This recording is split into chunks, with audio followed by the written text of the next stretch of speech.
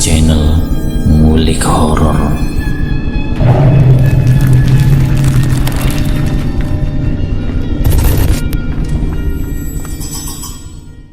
Assalamualaikum warahmatullahi wabarakatuh.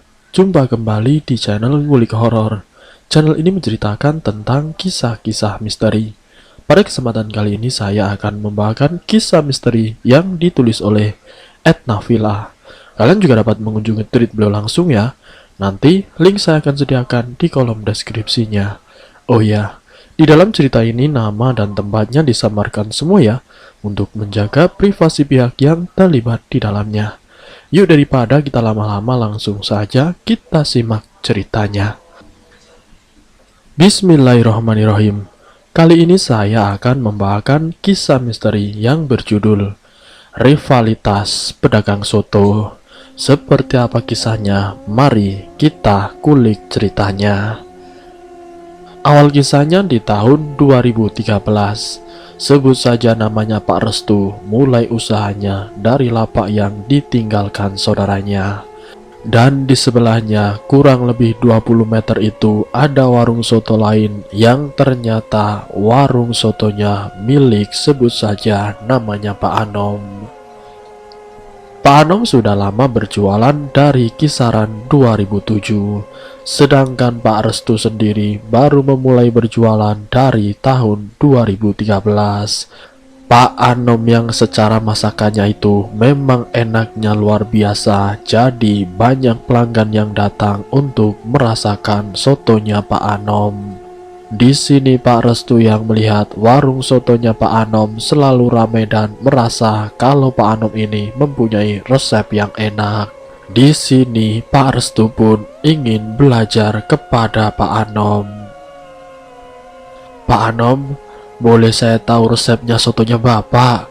Soalnya saya rasakan sendiri kalau sotonya Pak Anom ini enak sekali, Pak, kata Pak Restu. Pak Anom yang melihat keinginan dari Pak Restu, akhirnya dengan senang hati Pak Anom memberikan resep soto kepada Pak Restu. Tapi Pak Anom tidak semuanya membagikan resep miliknya, hanya sebagiannya saja. Nah, singkat ceritanya resep dari Pak Anom ini dipadukan dengan resep soto yang pernah Pak Restu pelajari dulu. Satu persatu resep dicampur, dan resep dari Pak Anom yang dipadukan dengan resep sebelumnya membuat para pelanggan berdatangan. Dengan begitu membuat membludaknya pelanggan sampai warungnya penuh, dan itu berlanjut sampai 1 tahun lamanya. Sampai di tahun 2014 warung sotonya Pak Restu dikenal di alun-alun tersebut. Kalau tidak di warungnya Pak Anom, warung sotonya Pak Restu lah yang menjadi incaran para pelanggannya. Keduanya sangat dikenal dengan rasa sotonya yang sangat enak sekali. Namun Pak Anom yang merasa pernah memberikan resep kepada Pak Restu itu tidak suka karena merasa dirinya tersaingi. Pak Anom pun kemudian mendatangi ke tempat warung sotonya Pak Restu. Saya datang ke sini itu bukannya saya senang, tapi semenjak sampean buka soto seperti saya merasa pelanggan saya itu banyak yang lari ke sampean, tukas Pak Anom. Lah terus maksudnya bagaimana Pak Anom? Tanya Pak Restu. Begini saja, bukannya saya tidak suka, tapi terus terang saja, saya merasa tidak suka sama sampean, jelas Pak Anom. Maksudnya bagaimana Pak? Tanya Pak Restu lagi. Saya tidak suka sampean mendapatkan resep dari saya, terus sampean jualannya dekat dengan saya. Makanya saya meminta sama Pak Restu, ya mbok sampean jualan itu jangan ngambil pelanggan saya, cari pelanggan yang lain, dan cari tempat yang lain, jangan di sini, ujar Pak Anom. Maaf Pak, demi apapun saya itu tidak pernah yang namanya mengambil pelanggan sampean. Mereka itu datang sendiri, dan saya pun tidak pernah membanding-bandingkan warung soto saya dengan warung soto sampean, Pak, jawab Pak Restu. Saya tidak berprasangka buruk sama sampean, tapi itu kenyataannya. pelanggan saya itu hampir sebagian besar ke warung sampean. Apa jangan-jangan sampean memakai penglaris, punya hal-hal gaib yang saya tidak tahu? Tuduh Pak Anom. Astagfirullahaladzim, saya jadi orang itu bukan orang yang suka hal-hal klinik, apalagi memakai penglaris. Soal gaib itu tidak diizinkan dan tidak diperbolehkan secara syariat agama, Pak. Sampean kok sampai tega bilang sama saya kalau saya ini pakai penglaris, ujar Pak Restu. Saya itu tidak suka sama sampean. Kalau sampean mau mengambil pelanggan saya, Lamboyo jangan buka warung sotonya di depan mata saya. Camkan itu, Pak. Ancam Pak Anom. Lah terus saya harus bagaimana, Pak? Apa saya harus pindah? Jawab Pak Restu. Ya, sampean harus pindah jualannya. Jangan dekat-dekat dengan saya. Terserah, Pak Restu mau di belakang alun-alun, mau di mana. Yang penting jangan dekat warung saya. Jawab Pak Anom ketus. Singkat ceritanya, daripada menimbulkan pertengkaran, akhirnya warung sotonya Pak Restu pindah yang berjarak kurang lebih 1 kilo dari warung yang lama. Namun walaupun sudah jauh dari Pak Anom, tapi tidak membuat warung sotonya Pak Restu sepi dari pembeli. Dan di situ ada yang bertanya kepada Pak Restu, "Kenapa sampai membuka sotonya pindah, Pak? Di alun-alun kan ramai sekali, banyak pengunjung yang datang," tanya salah satu pelanggannya. Pak Restu pun kemudian menjawab pertanyaan dari pelanggannya itu. "Saya bukannya tidak mau di sana. Tempat yang di sana itu diambil sama adik saya. Nah, saya itu kan numpang. Jadi saya pindah ke sini, Pak." Dengan alasan seperti itu, padahal Pak Restu memang disuruh untuk pindah, disuruh untuk menjauh dari warung sotonya Pak Anom. Tapi itu alasan Pak Restu bilang kepada para pelanggan yang datang ke warung sotonya. Semenjak pindah tempat saat itu, banyak orang yang memang mencari warung sotonya Pak Restu. Bahkan ada yang menanyakan kepada adiknya Pak Restu yang memang lapak lama itu digunakan untuk jualan es. Adiknya yang ditanya pun menjawab kalau Pak Restu sudah pindah di belakang alun-alun. Pelanggan itu datang semuanya satu persatu. Pelanggan yang dulu ada di alun-alun, mereka kembali lagi. Tapi kembalinya itu diikuti para pelanggannya Pak Anom. Namun Pak Anom yang masih terasa tersaingi oleh warung sotonya Pak Restu, Pak Anom pun membuat isu yang tidak-tidak tentang warung sotonya Pak Restu. Pak Anom membuat isu kalau warung sotonya Pak Restu menggunakan penglaris, yang membuat tetangganya itu ada yang termakan omongan dari Pak Anom. Sampai mereka itu enggan lagi membeli di tempatnya Pak Restu. Para tetangga yang melihat apa yang dimiliki Pak Restu semenjak berjualan soto, memang secara perekonomiannya itu perlahan berubah lebih baik dari sebelumnya. Sekarang Pak Restu mempunyai kulkas, rumah direnovasi, bahkan membeli motor secara kontan. Itulah yang membuat hasutan itu semakin menjadi-jadi. Tuh kan, Pak, Bu, Pak Restu sekarang sudah beli motor baru. Kalau tidak pakai penglaris itu, dari mana uangnya? Rumahnya juga sudah dirapikan, ujar Pak Anom. Pak Restu yang dituduh seperti itu oleh Pak Anom lewat tetangga-tetangganya. Pak Restu pun hanya bisa mengelus dada. Setelah kejadian itu, Pak Restu merasakan hal-hal yang ganjil di warung sotonya. Yang pertama, dia membuka warung sotonya setiap hari, setiap waktu. Pelanggan-pelanggannya itu secara tiba-tiba tidak datang lagi. 1 hari 2 hari itu tidak dirasakan oleh Pak Restu. Apa mungkin karena cuaca yang sering hujan jadinya pelanggan enggan ke sini? Ataukah mungkin ada hal-hal yang lain? Pak Restu tidak begitu berpikir kalau semuanya itu ada hal-hal yang ganjil. Tapi 1 minggu, 2 minggu terus-menerus diamati, dilihat dan direnungkan. Warung sotonya akhir-akhir ini sangatlah sepi. Istrinya Pak Restu pun sampai bingung, tidak biasanya sepi seperti ini. Kok aneh ya Bu? Ujar Pak Restu. Aneh bagaimana Pak? Tanya balik istrinya. Sudah 2 minggu kita jualan soto, dari pagi sampai malam, kok belum ada 10 porsi yang terjual Bu? Tidak seperti biasanya. Jawab Pak Restu. Benar Pak, dari kemarin warung kita sepi. Jawab istrinya. Bagaimana ya Bu?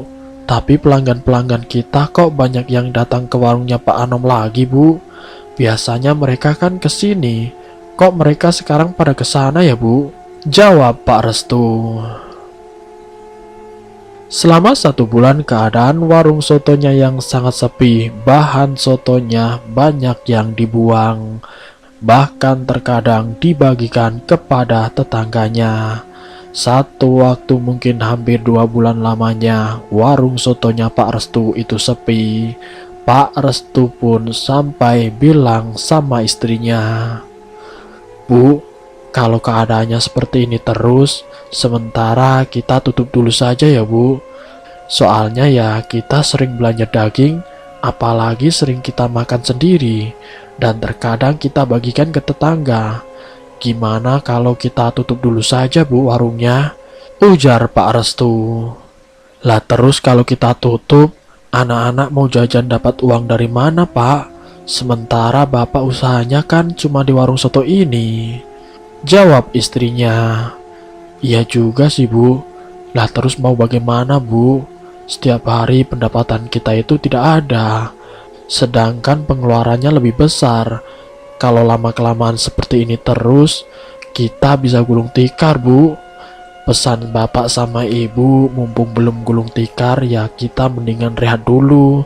Coba cari tahu selama 3 bulan ini, kok warung sotonya bapak setiap harinya kok sepi? Kenapa? Barangkali ada sebab apa Bu? Apa dari sajiannya? Apa dari tempatnya? Soalnya bapak bingung, kenapa kok bisa sepi terus selama berbulan-bulan? Jelas Pak Restu.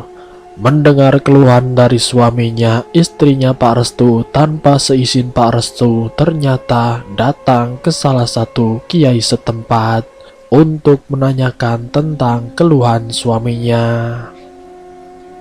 Beberapa hari setelah warungnya ditutup, istrinya yang datang ke tempat Pak Kiai, dia bilang sama suaminya, Pak, maaf ya Pak, saya tadi baru ke tempat Pak Kiai Agus.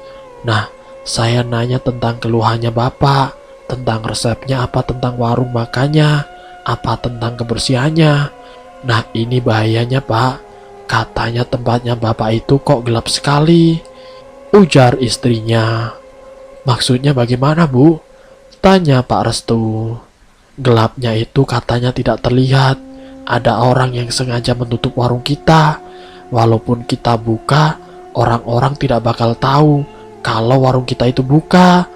Ya paling-paling ada yang datang, tapi semua itu tidak bisa maksimal karena ada orang yang sengaja jahil sama kita Pak. Ada orang yang tidak suka dengan kita. Jelas istrinya Pak Restu. Terus yang sengaja berbuat jahat ke warung kita itu siapa Bu? Tanya Pak Restu penasaran. Ibu juga tidak tahu Pak. Pak Kiai itu tidak bilang sama ibu. Dia juga tidak mau bilang siapa tentang orang yang sudah mengirim hal gaib yang bisa menutup warung kita. Jawab istrinya. Pak Restu setelah mendengar jawaban dari istrinya, keesokan harinya mereka datang secara langsung ke tempat Pak Kiai. Maaf Pak Kiai, tentang tempat saya yang gelap itu maksudnya bagaimana Pak? Tanya Pak Restu yang masih penasaran. Di depan warung sotonya Bapak itu ada yang gaib. Jawab Pak Kiai. Sesuatu yang gaib? Maksudnya bagaimana Pak? Tanya Pak Restu antusias. Pokoknya ada yang sengaja menaruh hal-hal negatif, hal-hal gaib di depan warung sotonya sampean. Jawab Pak Kiai. Kalau begitu saya minta tolong Pak, bantu saya. Kalau warung sotonya ini tutup, anak-anak saya, keluarga saya mau makan apa Pak? Sementara warung itu adalah usaha satu-satunya saya Pak. Tolong bantu saya Pak, agar usaha saya bisa lancar kembali. Pinta Pak restu. Insya Allah, kalau Allah mengizinkan ya saya bantu Pak. Jawab Pak Kiai. Pak Kiai yang memang sudah tahu latar belakang dari warung sotonya Pak Restu, Pak Kiai pun memberikan 1 botol air mineral kepada Pak Restu. Tapi air itu sudah dicampur garam yang tujuannya untuk menyingkirkan pengaruh negatif yang ada di depan warung sotonya milik Pak Restu. Nanti air ini disiramkan ke sekeliling warung sembari membaca ayat kursi, suruh Pak Kiai. Baik Pak, itu saja Pak Kiai, tanya Pak Restu. Ya, begitu saja. Kalaupun ada yang sengaja mengirim, mungkin kalau Allah mengizinkan bisa jadi itu akan menyerang balik ke pengirimnya.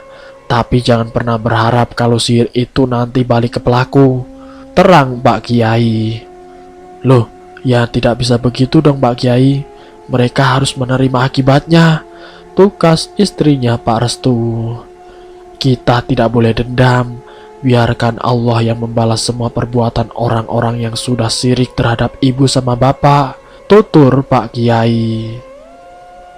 Singkat ceritanya mungkin hampir seminggu lebih semenjak air itu disiramkan di sekeliling warung.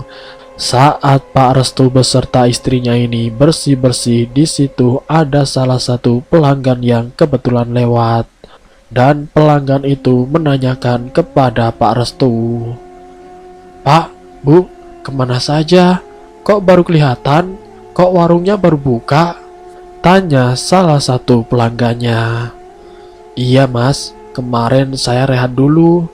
Jawab Pak Restu. Sebentar, rehat? Kok lama sekali? Sampai saya kira Bapak sudah tidak berjualan lagi, kata pelanggan tersebut. Maksudnya bagaimana mas? Sudah lama bagaimana? Tanya Pak Restu antusias. Ya sudah lama Pak, sampean kan sudah sebulan lebih. Sepertinya saya melihat warungnya tutup terus. Setiap kali saya kesini, pasti warung Bapak tutup, ujar pelanggannya.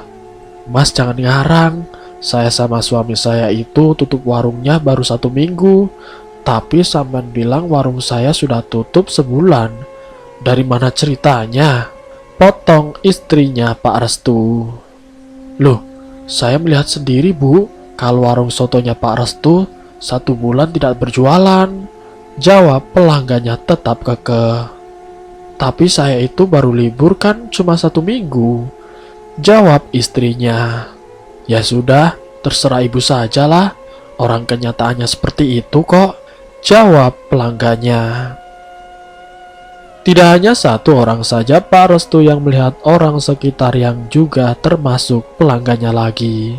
Pak Restu menanyakan kepada orang itu apa benar yang dilihat orang-orang ini.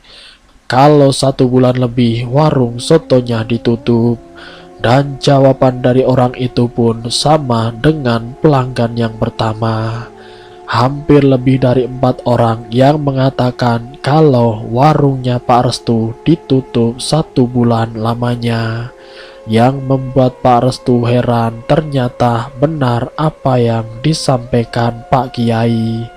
Ada hal-hal yang menutupi warung sotonya Pak Restu.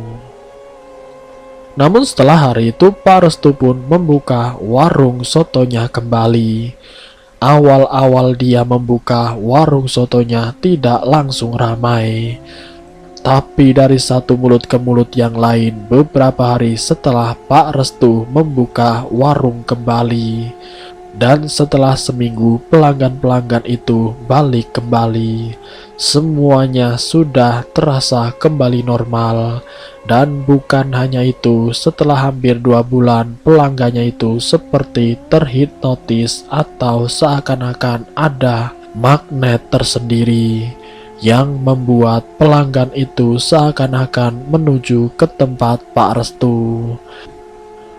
Namun di sini Pak Restu tidak enak sendiri dengan Pak Anom, karena pelanggannya Pak Anom ke tempat dirinya. Pak Restu yang mengenal orang-orang yang sering ke tempat Pak Anom dari ciri-ciri mobilnya, wajahnya itu semua pelanggannya dari Pak Anom. 3 bulan itu benar-benar normal kembali. Kejayaan warung sotonya Pak Restu benar-benar mengalahkan warung sotonya Pak Anom. Namun di balik kesuksesan Pak Restu, Pak Anom sudah tidak lagi membuka warung sotonya. Karena Pak Restu mendengar keadaan Pak Anom sekarang mengalami sakit-sakitan. Namun Pak Restu yang sebagai tetangga menjenguk bersama istrinya. Melihat kondisi Pak Anom yang sakitnya itu tidak jelas, sudah diperiksa dari beberapa dokter yang kata istrinya itu sakitnya aneh tidak jelas. Ada yang bilang lambung, ada yang bilang katanya liver, tapi semua obat yang sudah diberikan dari dokter tidak membuat keadaan Pak Anom membaik. Malah semakin hari semakin memburuk, perutnya yang mengeras, wajahnya juga pucat dan perutnya ini mengeras. Setiap hari selalu kesakitan, semua obat tidak membuatnya pulih kembali. Lalu kemudian Pak Restu sempat menanyakan kepada istrinya Pak Anom, apa mungkin ada hal-hal yang di luar nalar, yang barangkali ada hal-hal gaib yang mungkin membuat suaminya ibu itu seperti ini. Istrinya Pak Anom memang tidak percaya dengan hal-hal mistis, tapi karena saran dari Pak Restu, akhirnya istrinya ini meminta sama istrinya Pak Restu untuk diantar bertemu dengan Pak Kiai. Dan ternyata semua itu karena perilakunya sendiri. Sihir yang pernah dikirimkan kepada orang lain justru menimpa balik kepada dirinya sendiri. Inilah yang membuat kondisinya Pak Anom susah untuk disembuhkan. Pak Kiai yang menjelaskan seperti itu kepada istrinya Pak Anom dan membantu untuk menghilangkan pengaruh sihir di tubuhnya Pak Anom. Setelah dibantu oleh Pak Kiai, singkat ceritanya Pak Anom pun semakin membaik. Dan akhirnya Pak Anom pun mengakui kalau dirinya yang pernah melakukan hal kotor terhadap Pak Restu. Pak Restu sendiri yang mendengar pengakuan dari Pak Anom sempat kaget dan tidak menyangka sama sekali. Astagfirullah, kalaupun memang saya punya salah, ya saya minta maaf sama sampean, ujar Pak Restu. Saya yang salah Pak, saya sudah melakukan hal-hal gaib dengan menaruh sesuatu di tempat sampean. Saya minta maaf Pak, jawab Pak Anom. Setelah kondisi keduanya ini sudah kembali sebagai tetangga yang baik, Pak Restu meminta Pak Anom untuk membuka kembali warung sotonya.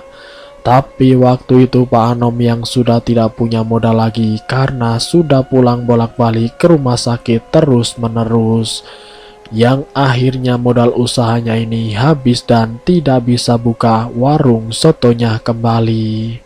Pak Restu yang melihat keadaan itu, dengan diam-diam dia memberikan sebagian uangnya untuk bisa membuat warung sotonya Pak Anom bisa berdiri kembali. Dengan pinjaman dari Pak Restu, Pak Anom pun kembali membuka usaha warung sotonya. Dan selama hampir 1 tahun pinjaman dari Pak Restu bisa dikembalikan kembali. Kini keduanya sampai sekarang masih berjualan dan dalam keadaan damai. Dan selesai. Semoga dari kisah ini kita dapat mengambil hikmah dan pelajarannya. Ambil sisi baiknya dan buang jauh-jauh sisi buruknya. Terima kasih untuk kalian yang sudah mampir di channel kami. Jika kalian tertarik dengan video kami, silakan tekan tombol like, share, dan komen. Tekan subscribe untuk mengikuti video-video kami yang selanjutnya. Wassalamualaikum warahmatullahi wabarakatuh.